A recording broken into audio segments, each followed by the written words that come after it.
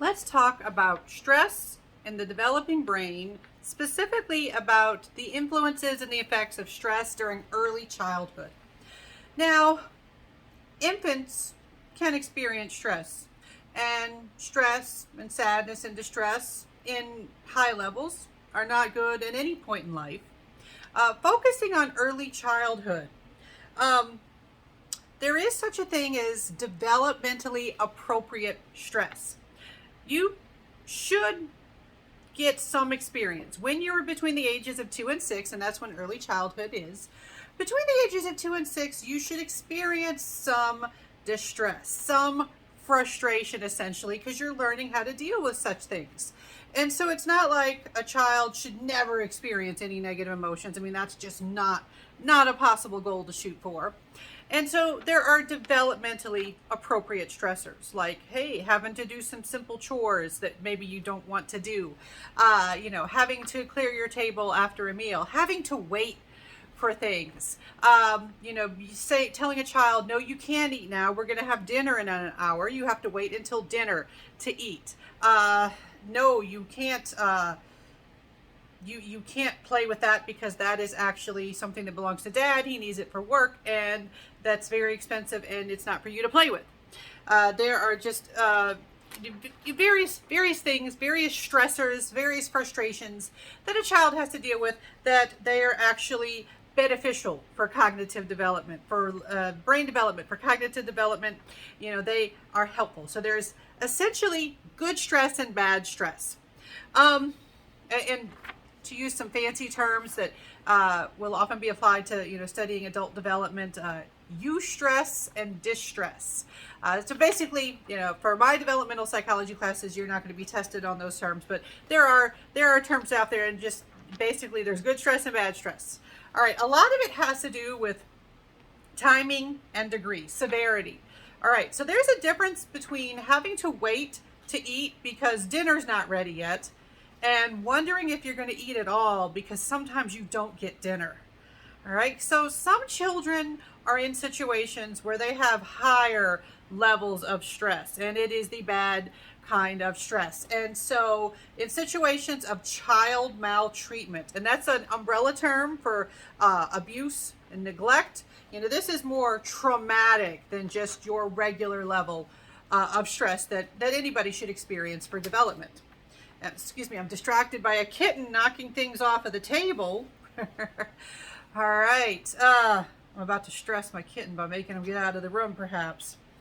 And so the thing about these high levels of stress or this bad stress, right? Traumatic situations like that, one thing that we worry about is they can affect stress hormone levels, in particular the hormone cortisol.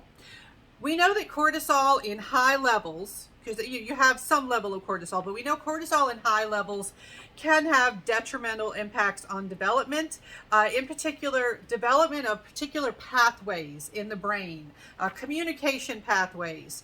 There is a particular axis it's the hypothalamo pituitary amygdala axis. I always forget the exact, but the abbreviation is HPA axis. The HPA axis is something that eventually is going to be needed for your functioning in times of stress, of danger, as you get older. If you've heard the terms fight or flight response, when you have danger, it's like, am I going to fight? Am I going to run away for safety? We also talk about fight, flight, or freeze. Sometimes you just freeze, like, I don't know what to do. All right, well, the thing is, the brain is involved in those types of responses. And we see that children who experience trauma, it can change the development of that HPA axis.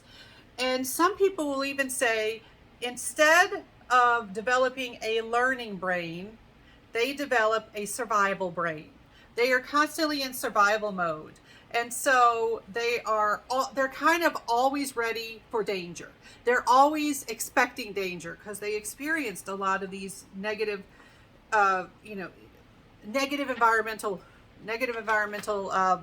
experiences. I know I'm using experience more than once here. And so they're kind of always expecting bad. All right. And so in situations where maybe you're trying to get them to learn, to understand new things, school situations, other just general socialization and teaching situations, since they have been sort of conditioned to expect danger, to expect unpleasant situations, that they're on guard. They're on guard. They're ready for danger. They're ready for fight or flight. And so they are trying to survive. It doesn't leave much room for thriving and learning new things. And so, and I'm also going to link to another video that kind of explains this basic metaphor of, building a brain for thriving versus building a brain that's just for surviving. And so when we see that in children who've experienced early trauma, we do see differences in their brain.